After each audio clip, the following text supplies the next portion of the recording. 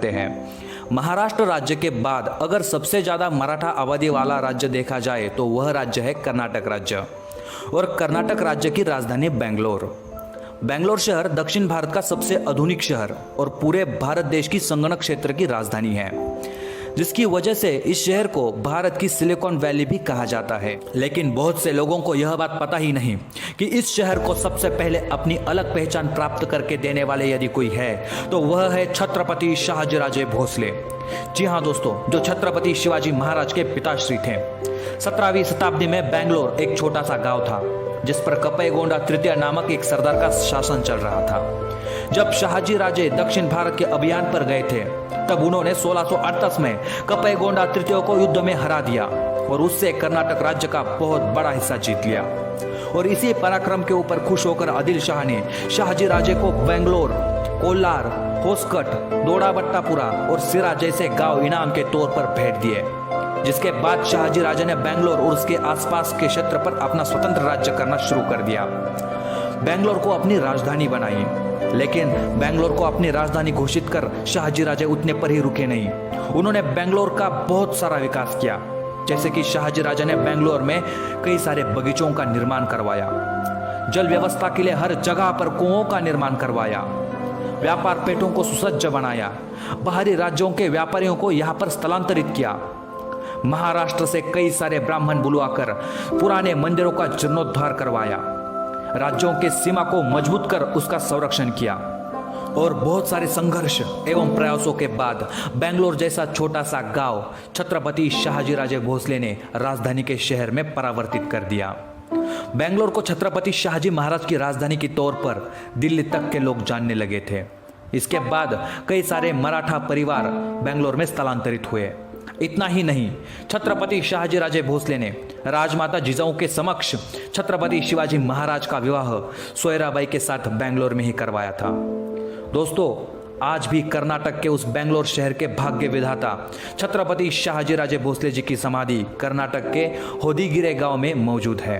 आप भी अवश्य दर्शन के लिए वहां पे जाइए। छत्रपति शाहजीराजे भोसले के मृत्यु के बाद हिंदवी स्वतंत्र स्वराज्य का संकल्प करते हुए छत्रपति शिवाजी महाराज जी ने 1678 में मुगल सल्तनत को उखाड़कर सफलतापूर्वक कर्नाटक राज्य पर विजय हासिल कर दी थी। छत्रपति शिवाजी महाराज के मृत्यु के बाद धर्मवीर छत्रपति संभाजी महाराज ने मैसूर के राजा चिक्कादेव राय के साथ सुलह करने का प्रयास किया था, परंतु मैसूर का राजा चिक्कादेव राय औरंगजेब का मित्र था और इसी वजह से उसने छत्रपति संभाजी महाराज द्वारा भेजा गया सुलह का प्रस्ताव ठुकरा दिया। और इतने पर ही वह रुका नहीं, उसने 3 मराठा सरदारों के सर काटकर श्रीरंगपट्टनम के द्वार पर लटका दिए। छत्रपति संभाजी महाराज को यह बात जब पता चली तब प्रतिशोध लेने के लिए छत्रपति संभाजी महाराज ने त्रिचिनाचली पर घेराबंदी कर दी, जो कि एक बहुत ही बड़ा युद्ध मैदान था। इसी ही युद्ध के मैदान में मराठा सैनिक एवं मैसूर के सेना में बहुत बड़ी जंग छिड़ गई। मराठा सैनिकों ने मैसूर के सेना पर अग्निबाण से प्रहार किया और इसी वजह से चिक्कादेव राय की युद्ध सामग्री जलकर खाक हो गई। कई सारे सैनिक आग में जलकर मर गए। अब धीरे धीरे मराठा सैनिकों ने मैसूर के किलों पर अपना वर्चस्व प्रस्थापित करना शुरू कर दिया और मराठों का यह रुद्र रूप एवं अपनी हानि होती देखकर चिक्कादेव राय को अपनी हार सामने देखने लगी और अंत में उसने हार मान ली। वह छत्रपति संभाजी महाराज के शरण में आ गया और उसने मराठों का वर्चस्व स्वीकार कर लिया और युद्ध की भरपाई की रकम के स्वरूप 1 करोड़ होन दिए। चिक्कादेव राय शंभू राजा से इतना डरा हुआ था कि बाद में युद्ध भरपाई की रकम देने के लिए वह खुद सामने नहीं आया, बल्कि अपने छोटे भाई को वह रकम देकर भेजा था।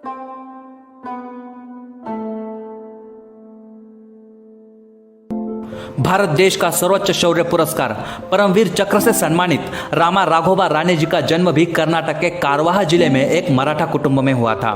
आप में से बहुत कम लोगों ने रामा राघोबा राणे जी का नाम सुना होगा। चलिए इनके बारे में हम थोड़ी सी जानकारी लेते हैं। इनके बारे में ऐसा बोला जाता था कि कितने भी दूर बंदूक के गोली से वह अपना नाम लिख सकते थे, इतना गजब का उनका निशाना था। 1947 में भारत पाकिस्तान युद्ध के दरमियान पाकिस्तानी सेना ने कश्मीर के राजौर क्षेत्र में लैंडमाइंस बिछाए हुए थे।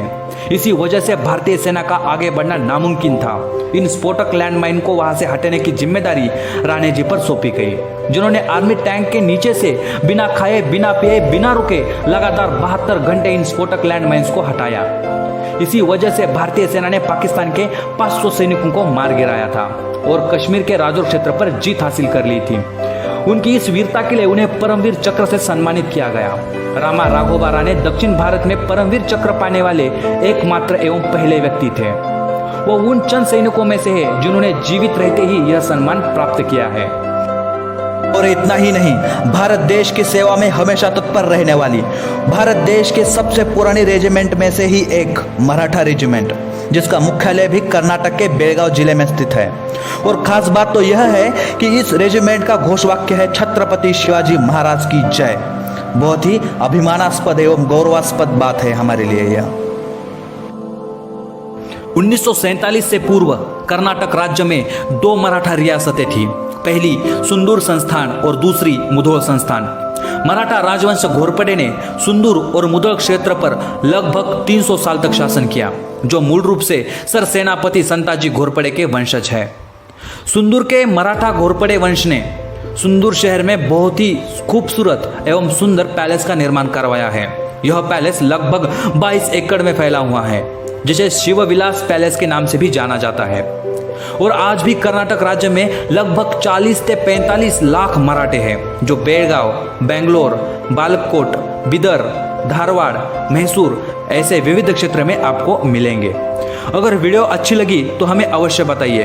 दोस्तों, ज़्यादा से ज़्यादा मराठा भाइयों तक यह शेयर कीजिए, क्योंकि मराठों का पराक्रम हम सभी को पता होना बहुत ही आवश्यक है। दोस्तों, यदि आपको लगता है कि कर्नाटक के मराठा रियासत के बारे में हम और भी एक वीडियो बनाएं तो हमें कमेंट बॉक्स में आप अवश्य बताइए। जय शिवराय, जय शंभूराजे।